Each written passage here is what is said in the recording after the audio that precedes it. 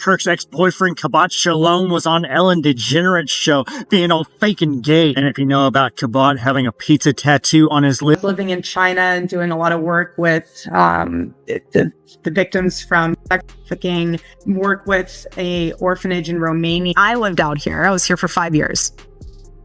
I never dated here because I saw vicariously through my roommate how terrible it was. This whole situation with Erika Kirk just took a seriously dark twist, like unsettling dark. What started as online drama has spiraled into something that feels way deeper than anyone first thought. After her ex, Cabot Phillips, got exposed for that creepy pizza tattoo hidden inside his mouth, people started digging. And what they found in his old social media posts about pizza, straight up weird. But then things blew up even more. A brand new connection dropped, and it's way bigger than anyone expected. Turns out Cabot wasn't just some random influencer trying to go viral. He actually got his big break from none other than Ellen DeGeneres herself. Yeah, Ellen literally brought him on her show, gave him major exposure, and even had his whole family on camera. That segment was supposed to be this sweet, wholesome TV moment. Cabot and his siblings pulling that viral zombie prank everyone laughed about. That looks great. Very stereotypical. There's a reunion. Have you? I hope so too. Have you met Jen before? No, I haven't. Thing with Courtney and Lisa, and they invited me over for pizza, and Judd Apatow was there too. You've been to my house. We've had pizza. Girl after my own heart. Do we love a pizza or what? We love a pizza. It's so good. So. But now, looking back, it doesn't feel so innocent anymore. Anyone who's been around TV knows one thing for sure. Nothing that happens on Ellen's show is random. Every guest, every laugh, every tiny prop on that stage is carefully planned. And once people started piecing everything together, it got real sketchy. Because Ellen had this strange habit she just couldn't shake. She kept bringing up pizza again and again, to the point where it started feeling almost intentional. The more you look at it, the weirder it gets. Something about this whole situation just feels way too staged, like every piece was placed exactly where someone wanted it. Seriously, it's hard to believe this is all just coincidence. Are people really supposed to think everything happening here is random? Especially when Charlie Kirk once claimed that pizza was code for something way darker. That's not the kind of thing you can just brush off. It sticks in your mind. No.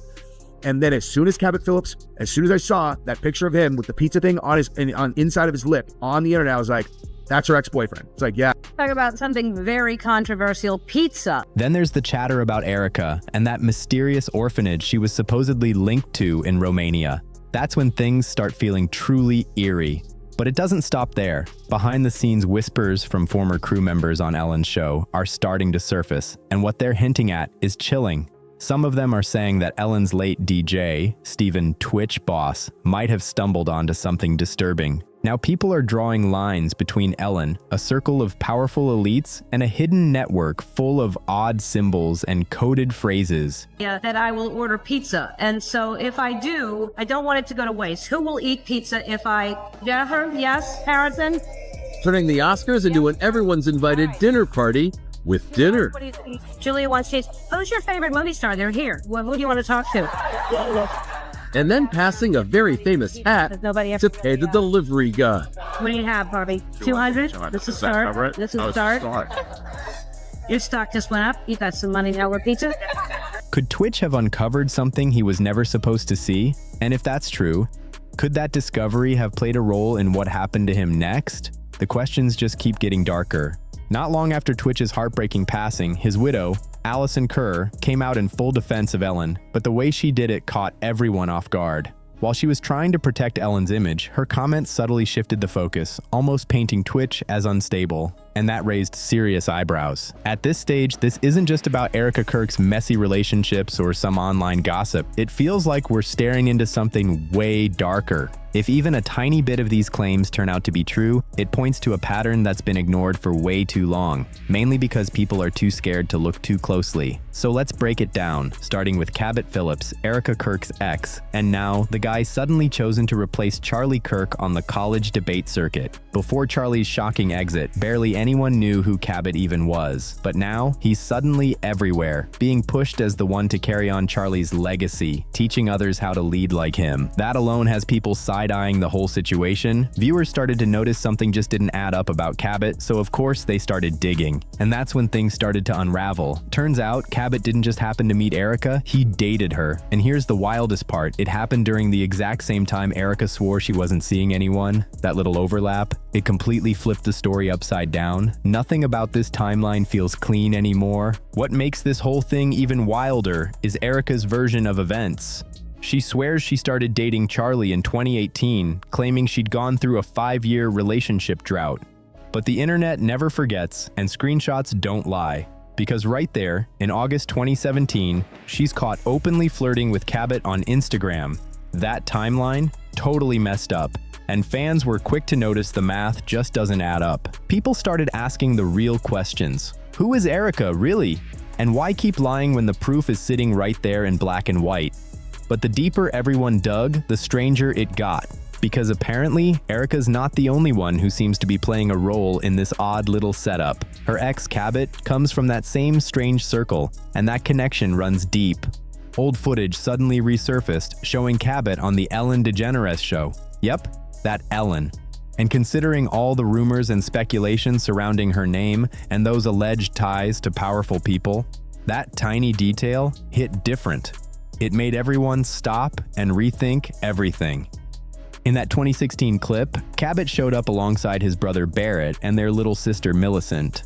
They were supposedly there to talk about a viral prank where they tricked their sister into thinking there was a zombie apocalypse right after her wisdom teeth surgery. On TV, it seemed funny and innocent, a cute family moment. But now, knowing what's come to light, that segment feels a lot less harmless. When that Ellen episode started making the rounds again, viewers couldn't stop pointing out the strange little details. The way Ellen kept circling back to the pizza prank, the weird forced laughter from the audience, and even how the camera zoomed in on Cabot's reactions like it meant something. Watching it now, nothing about that scene feels natural anymore. Please welcome Cabot, Barrett, and their 17-year-old sister, Millicent. So how long ago did this happen?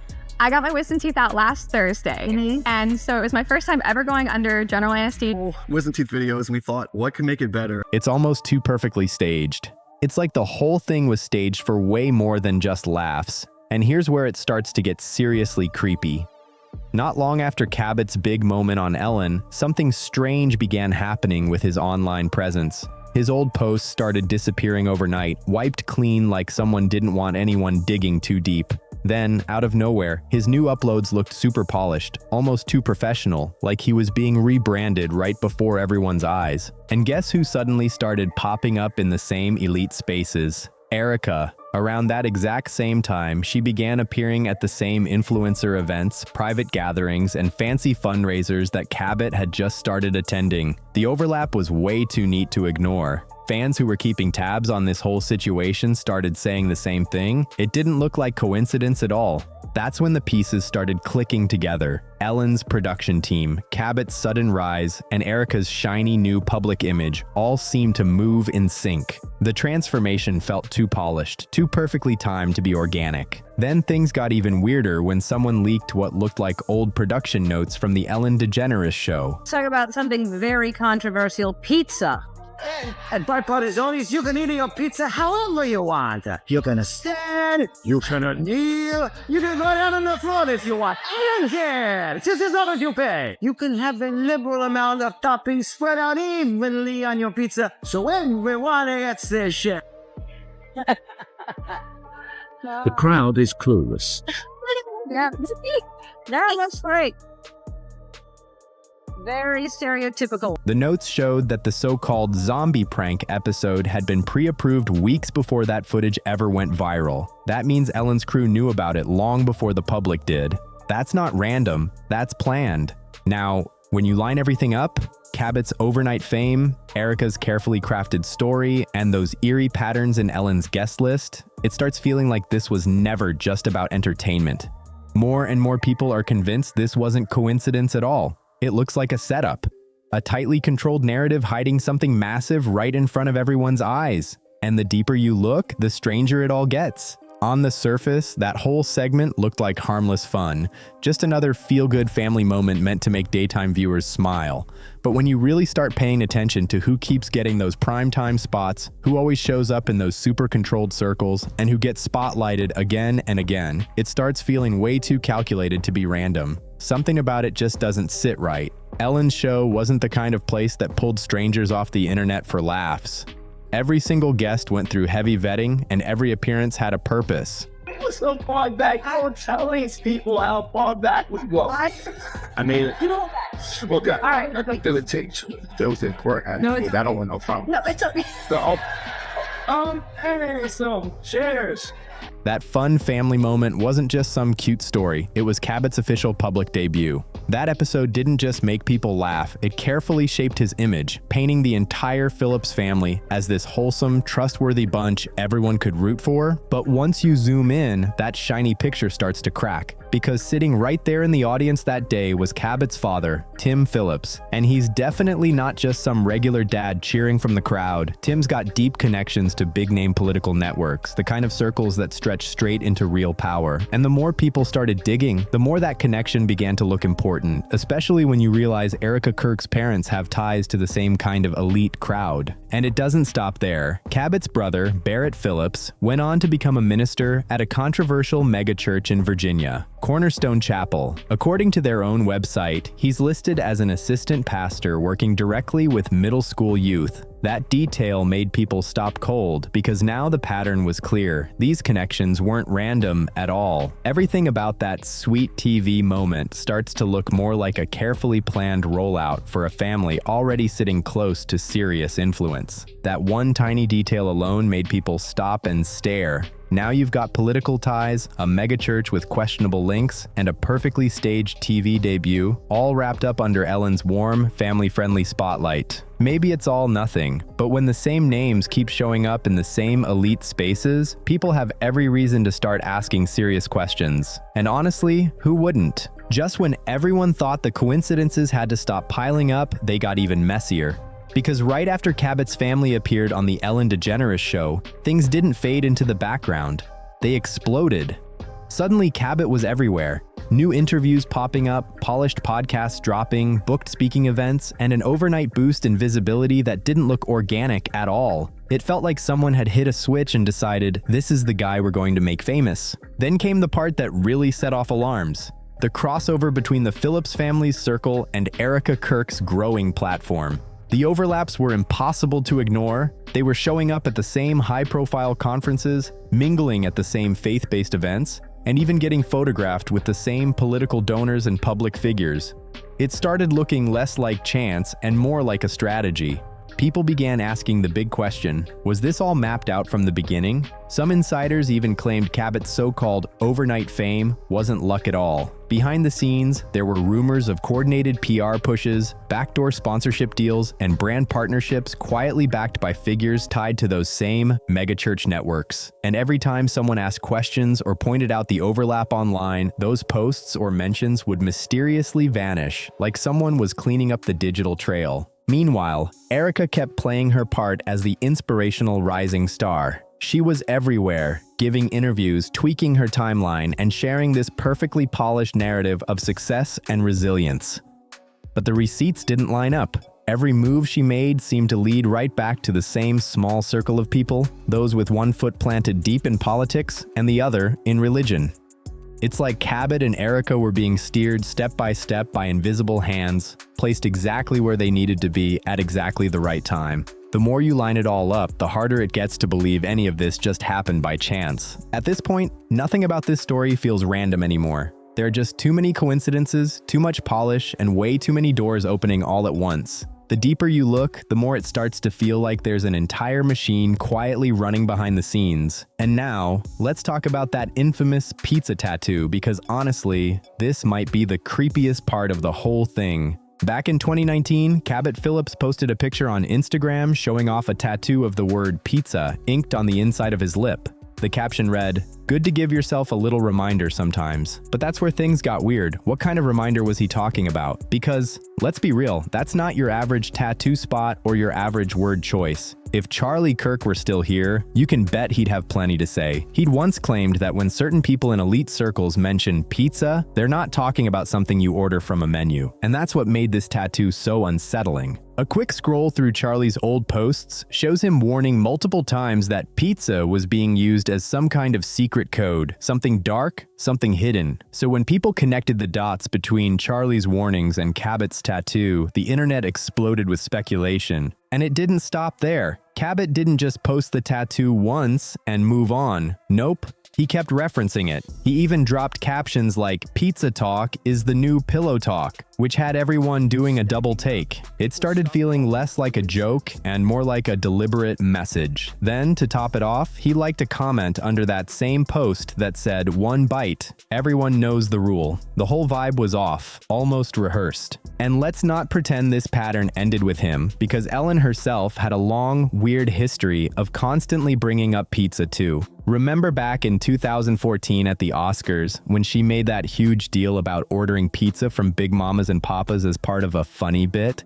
It seemed innocent at the time, but with everything that's come out since, people can't help but wonder if that moment was part of something way bigger than just a punchline. At first glance, that Oscars pizza stunt came off as just goofy fun. Ellen handing out pizza to celebrities, everyone laughing like it was the most spontaneous thing ever. But when you rewatch it now, something about it feels off. The laughter feels strained, the reactions feel staged, and the whole bit gives off this awkward energy, like it was supposed to mean more than anyone realized at the time. And here's where things start to get seriously unsettling. Because after that Oscars moment, Ellen didn't just let it go. She kept bringing up pizza over and over again in later interviews and sketches. It became a recurring theme, almost like an inside joke that never went away. Her fans brushed it off as another one of her quirky habits, but looking back now with everything that's surfaced, it doesn't feel random at all. It feels intentional.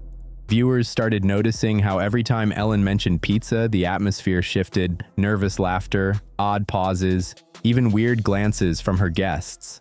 The timing always felt slightly off, like the crowd didn't know whether to laugh or stay quiet. And then it hit people. Some of those guests weren't confused at all. They seemed to get it. They played along, smiling like they were in on something bigger. Once you notice that pattern, it's impossible to unsee it. It stops feeling like a coincidence and starts looking like a repeated signal hidden in plain sight. Meanwhile, Cabot wasn't exactly distancing himself from the whole pizza thing either. Even after fans started questioning that strange lip tattoo, he didn't tone it down. He doubled down. He posted pizza memes, liked pizza jokes, and kept dropping subtle replies that seemed funny at first. But the more you looked, the more intentional they felt. It was like he wanted people to notice, but not actually understand what they were seeing. The vibe got too deliberate, too clean, almost like both Ellen and Cabot were echoing the same strange code. One that nobody on the outside was supposed to fully decode. What's wild is how both Cabot and Ellen seem to move in the exact same circles. They're both surrounded by that same slick mix of political insiders, media managers, and spotless PR teams with perfectly polished images. But when people start following the money, the trail gets murky fast. Every single thread you tug at just leads to another knot, another unexplained connection. So when people try to say the whole pizza thing was just a harmless joke or some random internet reach, that excuse doesn't hold up anymore. Not with all these repeating names, the same familiar faces, and all those overproduced smiles that feel way too rehearsed. There's something about this whole pizza obsession that feels too practiced, too controlled, and honestly, way too strange. And it didn't stop there. Not even close. Ellen kept slipping in random pizza mentions on her show. No setup, no punchline, just dropped in the middle of totally unrelated conversations. It became this ongoing thing, like a secret joke only a handful of people actually understood. Then came the kicker. When Jennifer Aniston guest hosted Ellen's show, guess what popped up again? Yep, pizza. It's like they had to mention it, no matter what the topic was. Some people still argue that all of this is just wild online speculation, but at this point, that's hard to swallow. Remember, we're talking about Charlie Kirk here, and he made his position clear long before all this blew up. Charlie straight up said that when certain groups talk about pizza, they're not talking about dinner. They're hinting at something darker. So think about this. Erika Kirk starts publicly backing her ex, Cabot, the same guy with the pizza tattoo, just as he steps right into Charlie's old role after Charlie's sudden disappearance from the scene. At what point does that stop looking like coincidence and start feeling orchestrated? Especially when you mix in Ellen's endless pizza jokes, those disturbing rumors tied to her inner circle, and the unsettling tragedies connected to people who worked closely with her, like Twitch and even her ex, Anne Heche. There's just too much weirdness stacked in one place for anyone to pretend it's all random. So here's the real question. How far does this rabbit hole actually go? Are people online just overanalyzing and connecting dots that don't exist? Or are we all watching a carefully written narrative play out designed to keep everyone entertained and distracted while something way darker unfolds behind the curtain? Drop your thoughts down below. I want to hear what you think. Don't forget to like, subscribe, and share this video, and hit that notification bell so you don't miss what's coming next, because the next deep dive is going to blow your mind. Stay tuned. Things are about to get even stranger.